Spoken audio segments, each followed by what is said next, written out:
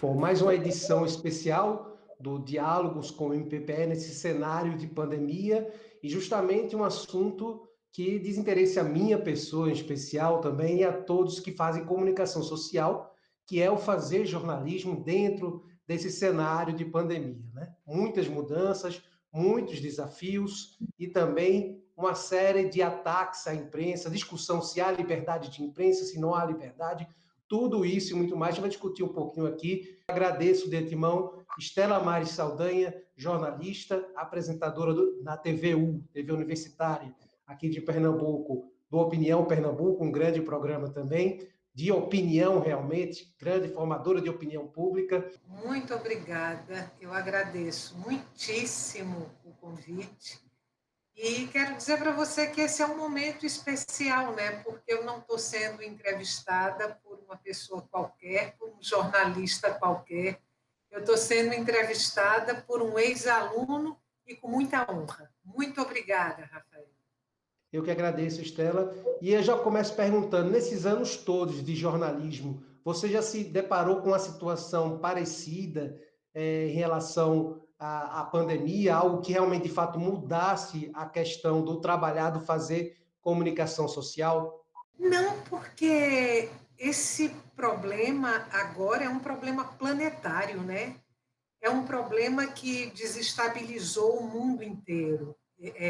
Não é um problema específico de um determinado local, não mexe só com uma realidade brasileira, não mexe só com uma realidade profissional que é a nossa, né, de jornalistas, mas é um problema que mexe com a nossa condição humana, que mexe com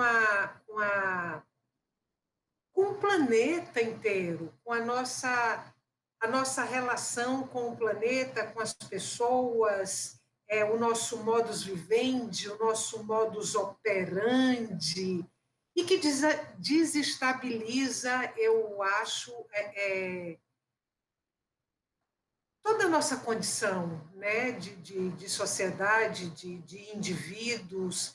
Eu diria a você que às vezes eu sinto como se a permanência do homem sobre a Terra tivesse sendo colocada em xeque, porque é uma pandemia devastadora. Ô, Estela, fala-se muito nessa palavra ultimamente, crise, né? Dizem crise na saúde, crise na economia, e o jornalismo? A gente está vivendo uma crise também no jornalismo, como é que isso, de fato, para quem trabalha nas redações, atingiu assim, esse novo cenário, para quem está aí nas emissoras? Eu diria que, por conta da pandemia, o que acontece agora com o jornalismo é uma readequação, né? A gente está tendo que inventar novas maneiras de fazer o jornalismo, ou estamos tendo que fazer adaptações para o exercício profissional. Tirando essa coisa mais operacional, eu diria que a pandemia talvez esteja dando ao jornalismo brasileiro a oportunidade de se recolocar. O jornalismo vem de um momento agora, o jornalismo brasileiro, de um passado muito próximo, muito recente, de muitos questionamentos, de muitas dúvidas, e aí eu estou me referindo à grande mídia, né? De um discurso muito uniforme e nem sempre com intenções republicanas. Eu acho que o jornalismo agora, durante a pandemia, ele se recoloca com muita dignidade, eu diria. Acho que no Brasil, o jornalismo, nesse momento, exerce um papel estratégico importantíssimo, fundamental, porque esclarecedor, orientador para a população e para a comunidade. Estela, a gente não podia deixar de falar das chamadas, enquanto jornalistas, falar das chamadas fake news. O jornalismo está muito aberto, a nossa área, Hoje em dia, o jornalismo de antigamente era, eu acredito, você tem mais anos, óbvio, de experiência, professora, era diferente, era um desafio a cada dia ir lá e fazer, não tinha internet, não tinha esses mecanismos. Hoje em dia, qualquer um com um celular, qualquer um tem um blog, qualquer um quer dar sua opinião, quer falar o que quer repassar informação, entre aspas. Então, como é que a gente analisa essa questão da fake news e também, mais importante, a fake news, qual o dano que ela pode causar, principalmente nesse cenário atual, quando ela vem do jornalista? A fake news é uma coisa tão nefasta, porque não só ela desinforma, como ela destrói reputações e como ela está a serviço, muitas vezes, de causas não republicanas, mesquinhas, autoritárias. Então, eu diria que a fake news ela tem que ser combatida com muita vontade, sabe? Porque o mal não é só o mal individual, mas é também o mal coletivo. Eu faço mal a você quando eu denigro a sua imagem, eu denigro a sua reputação, mas a informação falsa, deliberada, ela faz mal à sociedade. Ela desmonta eleições, ela desmonta estruturas políticas, ela desmonta discursos sociais e políticos, ela desmonta a história, ela inverte versões históricas, transforma as versões verdadeiras em versões falsas. Então, assim,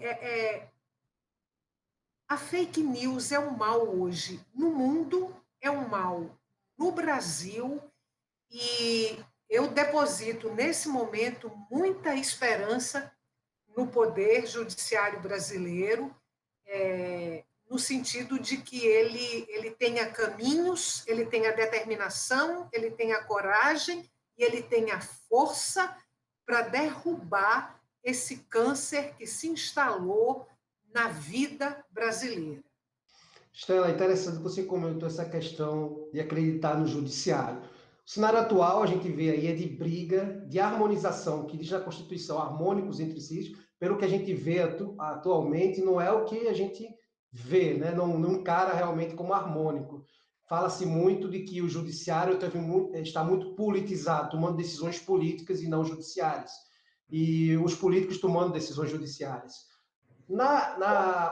Dos ataques recentes que a gente vem recebendo aí também, nossos colegas de imprensa, é que a imprensa tem um lado, que a imprensa ela também estaria sendo politizada e que as redações estariam cheias de militantes. Você acredita nisso? Eu acho que a primeira coisa que a gente tem que considerar é que esse comportamento mais agressivo em relação à imprensa, em relação à mídia, é de uma parcela, embora grande, mas uma parcela minoritária no corpo da sociedade brasileira. Só que essa parcela minoritária é uma parcela, eu diria assim, muito agressiva, muito raivosa, muito irracível, e que está sendo nutrida, que está sendo alimentada para que se comporte exatamente dessa forma. A primeira coisa que a gente tem que entender é que o jornalismo não existe para dizer aquilo que eu quero ouvir. Não existe para dizer aquilo que um determinado governo quer ouvir.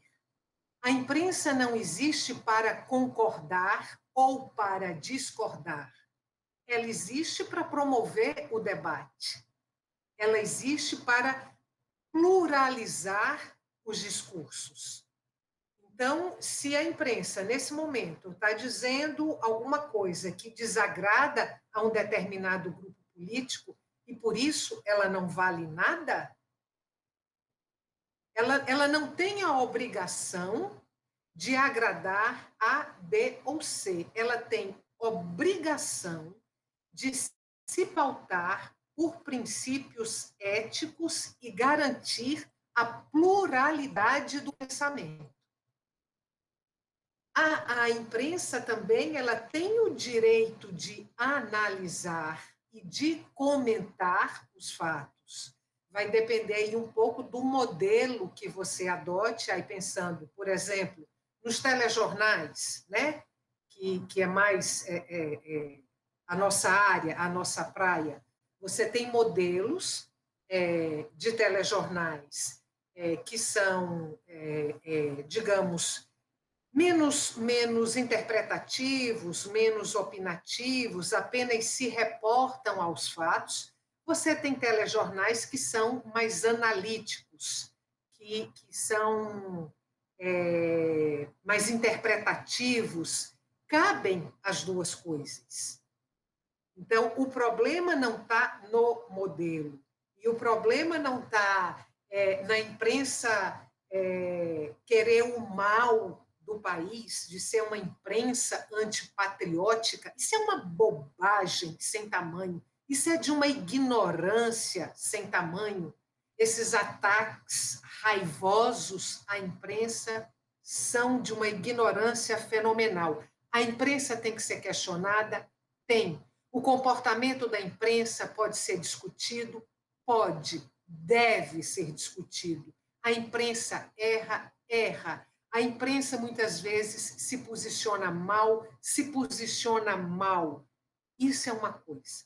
A outra coisa é você negar voz à imprensa, é você negar a liberdade de imprensa. Estela, eu queria que você comentasse um pouquinho agora da importância de nós que fazemos comunicação pública, principalmente os órgãos de assessoria de comunicação dos órgãos públicos, nesse momento de pandemia, seja de qual órgão for. Qual a importância da comunicação pública dentro do cenário do jornalismo? Bom, eu acho que a comunicação pública ela é importante todo o tempo, né? Durante alguns momentos aí, falando especificamente do Brasil, da vida brasileira, você tinha aí uma confusão entre o que era uma comunicação estatal, o que era uma comunicação pública, e um discurso de que o Estado não tinha que se preocupar com comunicação. O Estado tinha que se preocupar com saúde, com educação, mas não tinha que se preocupar com comunicação, e já tinha muita gente cuidando disso. Eu não vejo assim.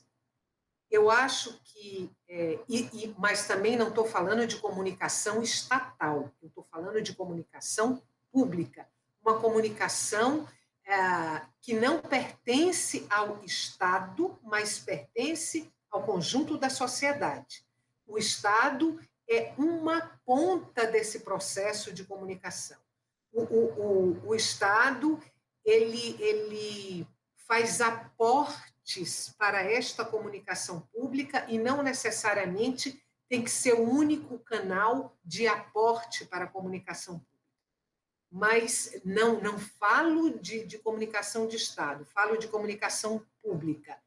A comunicação pública ela é vital, porque a comunicação privada, os órgãos privados de comunicação, os veículos, eles pertencem a grupos que têm interesses próprios, específicos. A comunicação pública não tem compromisso com a audiência, embora seja muito bom que ela tenha uma boa audiência, ela não tem compromisso com interesses de grupos, esse ou aquele, ela não tem interesses comerciais, ela tem interesse com o bem público, ela tem interesse pelo conjunto da sociedade, quer dizer, é o conjunto da sociedade que pauta a comunicação pública. Obrigado mais uma vez, eterna professora e mestra Estela Mari Saldanha, pela sua participação aqui no Diálogos com o PPE. Muito obrigada, eu que te agradeço. E não mais agora, né, o aluno, mas o colega de trabalho. Isso para mim é uma grande honra. Você não sabe a alegria que está me dando. Muito obrigada. E eu agradeço a vocês que ficaram conosco até agora.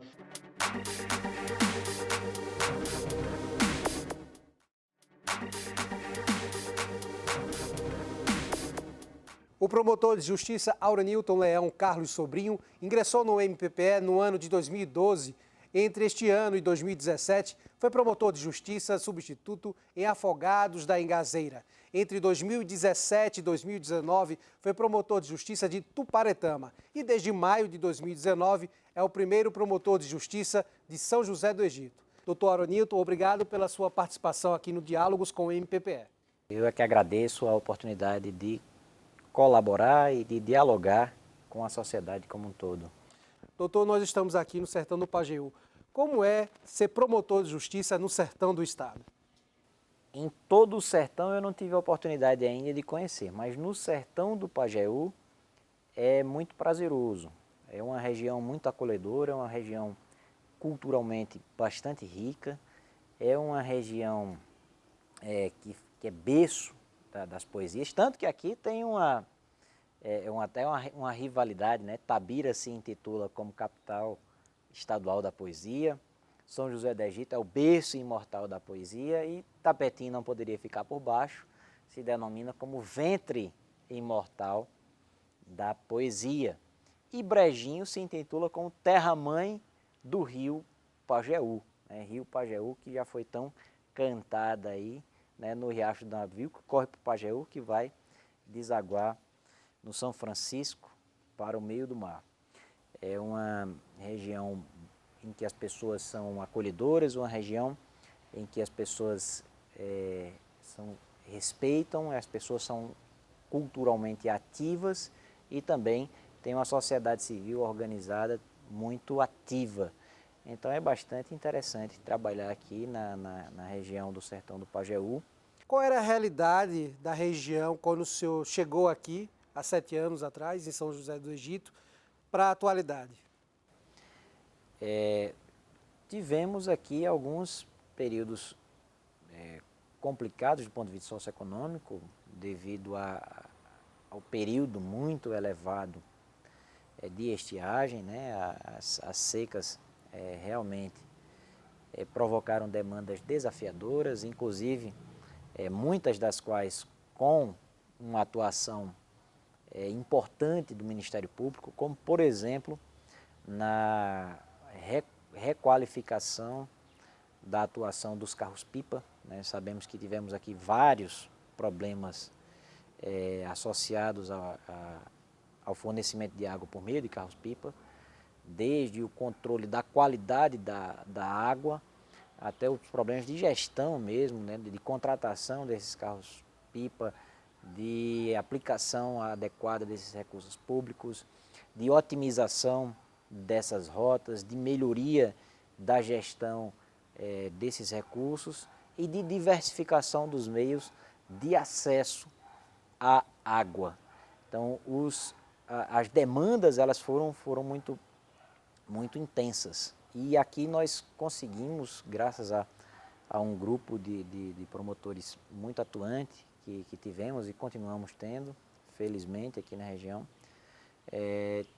pudemos atuar de forma conjunta e de forma preventiva e de modo a solucionar vários impasses, vários problemas. Para se ter uma ideia, até a transposição do Rio São Francisco teve demandas que foram trabalhadas aqui pelo Ministério Público de Pernambuco. Atuamos preventivamente por meio de reuniões e audiências públicas, por exemplo, para as pessoas afastarem as cercas para as tubulações passarem, porque temos muitos problemas às margens das rodovias, as pessoas adiantarem as suas cercas, e aí tivemos atuações dos colegas de Flores, de Carnaíba, lembro muito bem de Dr. Lúcio, Dr. Paulo Diego, indo até essas comunidades e fazendo mediações com essas pessoas para colocarem as cercas nos seus devidos lugares, para evitar demandas criminais, demandas cíveis, e tudo isso foi equacionado. Foram períodos desafiadores e são trabalhos que são socialmente muito relevantes, que garantiram o acesso à água, que otimizaram o tempo para que essa água, por exemplo, a transposição do São Francisco, chegasse até São José e Itapetim, e que, se não fossem essas intermediações, talvez ainda não tivéssemos acesso a essas águas, né? A qualidade das rodovias também dependeu de um acesso, de um trabalho, de uma articulação em rede na parte extrajudicial, e estou ressaltando, focando esses aspectos extrajudiciais da atuação do Ministério Público, porque são aqueles que geralmente não aparecem para a sociedade como um todo, né? Que tipos de trabalhos a promotoria vem desenvolvendo justamente para estreitar os laços com a sociedade, mostrar que o MP não está aí só para punir, mas também para trabalhar junto à sociedade em diversos segmentos, seja na área da saúde, da educação. Que tipo de atividades o senhor já desempenhou aqui na promotoria, né, puxando o gancho para esse lado educativo, preventivo? Já tivemos aqui várias experiências exitosas, né? Do ponto de vista da promoção de um diálogo inclusivo, sob o aspecto da promoção da igualdade substancial, tivemos aqui em alguns anos consecutivos, em 4 anos consecutivos, a Semana da Diversidade. Essa Semana da Diversidade a gente acabou parando um pouco para realinhar e repensar o melhor modo de comunicação dessa Semana da Diversidade e até o próprio título, né, da diversidade, porque tendo em vista que a diversidade foi apropriada por apenas um segmento.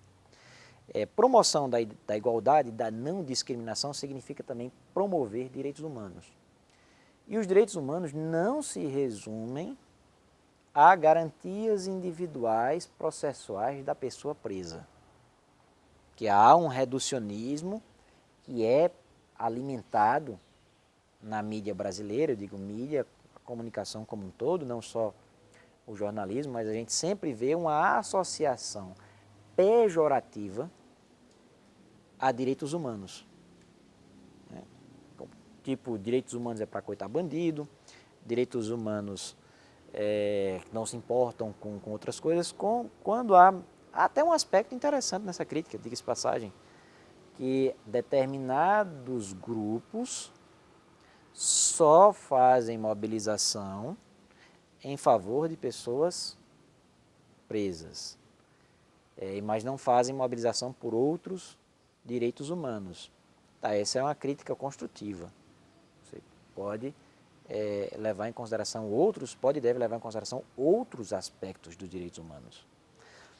Mas a gente não pode permitir que a comunicação esvazie por completo o sentido dos direitos humanos. Porque os direitos humanos, não vamos aqui tratar de um modo de vista filosófico ou histórico, mas de uma forma mais comunicacional. Ela serve exatamente para impedir a objetificação do ser e para promover a dignidade. Se ela serve para impedir a objetificação do ser e para promover a dignidade, ela está protegendo todo e qualquer ser humano e não bandido. Doutor, a gente vê que aqui nós temos próximos uma grande feira e também um mercado público. Como é que o MP tem atuado de forma a fazer com que ambos estejam organizados, o controle do que é vendido, a questão das frutas e verduras, controle da segurança de alimentos? Como é que vocês trabalham nesse ponto, nessa estrutura? Questão de higiene. A gente tem uma tradição de séculos e séculos de depredação dos recursos ambientais. Então, é arriscado você ter um cajueiro como esse na zona rural e, de repente, o agricultor quer plantar ali naquela área. Ao invés de ele deixar o cajueiro e plantar a coisa, ele corta o cajueiro, transforma isso em lenha, faz a famosa broca, queima, isso empobrece o solo, isso perde a qualidade e você perde uma árvore como esta aqui. E isso é um problema de formação histórica da agricultura familiar. Então, mudar essa agricultura familiar de um modo predatório para um modo conservatório é um processo gradual e lento, mas que felizmente está acontecendo.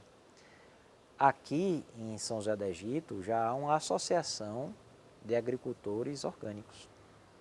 Pessoas que até o ovo caipira, como se diz, a galinha caipira, ela não come ração, ela só come produtos e todos os produtos sem agrotóxico. Então, a gente precisa se associar e trabalhar junto com essas pessoas, desenvolvendo projetos do ponto de vista extrajudicial que promovam esse diálogo inclusivo e que façam com que as pessoas se percebam dessa necessidade. Né? Porque ainda temos uma tradição também de uso de agrotóxicos, né? Que está cada vez mais reforçada, né? Porque a gente só vê notícia de liberação de novos agrotóxicos. Né? E olha a fake news, aí a indústria de agrotóxicos não chama mais de agrotóxicos, chama de defensivos agrícolas. Né? Ele tirou o tóxico da palavra, né? São defensivos agrícolas. Né? E como se as substâncias que são empregadas nesses defensivos agrícolas, elas não fossem maléficas à saúde. Doutora Newton, mais uma vez quero agradecer pela participação aqui no programa Diálogos com o MPPE, da nossa TV MPPE, trazendo um pouco mais desse cenário aqui do sertão do Pajeú. Eu é que agradeço, espero que tenha colaborado, né, com a promoção desse diálogo, inclusive trazendo aqui um cenário um pouco diferente, né, debaixo do pé de cajueiro, uma coisa bem sertaneja, né, uma árvore tipicamente, né, nacional, muito alinhada, muito ligada às nossas raízes sertanejas, ao semiárido, e espero que tenham gostado. Eu é que agradeço a oportunidade. Do sertão do Pajeú, Rafael Saboia, até a próxima.